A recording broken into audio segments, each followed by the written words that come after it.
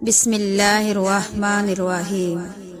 اداس ہو، سمجھ نہیں آ رہا کیا کرو، کچھ بھی صحیح ہوتا نظر نہیں آ رہا، مگر دیکھو وہ رب تمہیں نہیں بھولا، دعا کا راستہ تمہیں اس نے دیا ہوا ہے نا ابھی بھی، تو پھر یہ یقین رکھو کہ دعا قبول بھی ہوگی۔ یہ مشکلات زندگی کا ایک حصہ ہیں، پوری زندگی نہیں ہیں۔ دن اچھے بھی آئیں گے، کیا ہوا جو آنسو خشک ہو گئے ہیں، کیا ہوا جو اب الفاظ بھی ساتھ نہیں دے رہے۔ وہ رب تو تمہاری خاموشی بھی سن لیتا ہے، ایسے ہار مان کر مت بیٹھو، سب ٹھیک ہو جائے گا، کیونکہ وہ رب العالمین تم سے بہت محبت کرتا ہے۔ تمہیں مشکلات میں ڈالنے سے پہلے ہی وہ رب تمہیں ان میں سے نکالنے کا انتظام کر چکا ہوتا ہے، تو اداس مت ہوں، تمہاری زندگی کا یہ اندھیرا بھی جلد ختم ہو جائے گا۔ جب اللہ راضی ہوتا ہے تو سب سے پہلے سجدے کی توفیق دیتا ہے، پھر چاہے وہ سجدہ خوشی کا ہو یا غم کا۔ سب سے جلدی راضی ہونے والی ذات اللہ کی ہے۔ ہماری ندامت کا ایک آنسو اسے ہمارا بہت قریبی دوست بنا دیتا ہے، اور جس کا سب سے قریبی دوست اللہ ہو تو اس کا کوئی بھی کام کیسے رک سکتا ہے۔ جب اللہ راضی ہونے لگتا ہے تو بندے کو اپنے عیبوں کا پتہ چلنا شروع ہو جاتا ہے، اور یہی اس کی رحمت کی پہلی نشانی ہوتی ہے۔ کچھ بھی اللہ کی رضا کے بغیر نہیں ہو سکتا، یہاں تک کہ دعا کے لیے بھی انسان تب تک ہاتھ نہیں اٹھا سکتا جب تک اللہ نہ چاہے، اور اللہ دعا کی توفیق دیتا ہی تب ہے جب اس نے راضی ہونا ہوتا ہے، جب اس نے کن فرمانا ہوتا ہے، تبھی وہ چاہتا ہے کہ میرا بندہ آ کر مجھے منائے اور میں اس کی مانگی ہوئی دعا پر راضی ہو جاؤں۔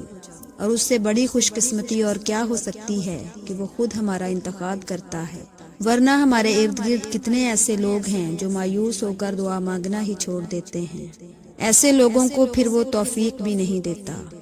آپ تو خوش قسمت ہیں کہ آپ میں اب بھی دعا کی تڑپ ہے، اور اسی تڑپ سے آپ وہ سب حاصل کر لیں کہ جس کے لیے آپ کا دل ترستا ہے، کیونکہ وہ مانگنے والوں کو خالی ہاتھ نہیں لوٹاتا۔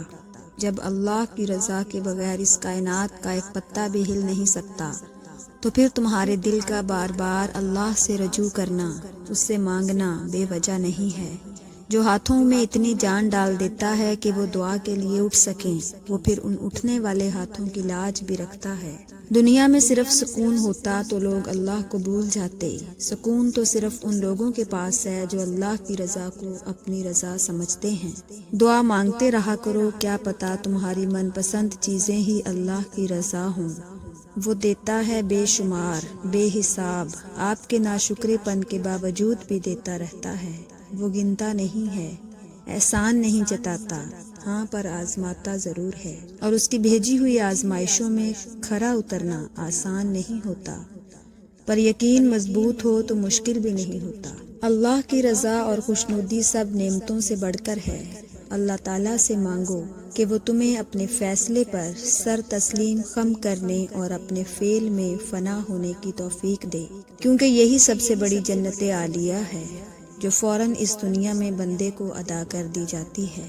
امام جعفر صادق علیہ السلام نے فرمایا، عزت اللہ کی رضا میں ہے، لوگوں کی فرما برداری میں نہیں ہے۔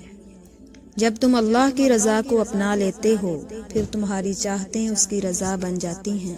جب ہم اللہ کی رضا میں راضی رہنا سیکھ لیتے ہیں تو ہر لمحہ کن کا لمحہ بن جاتا ہے، پھر کوئی دعا ادھوری نہیں رہتی، کوئی شکایت باقی نہیں رہتی۔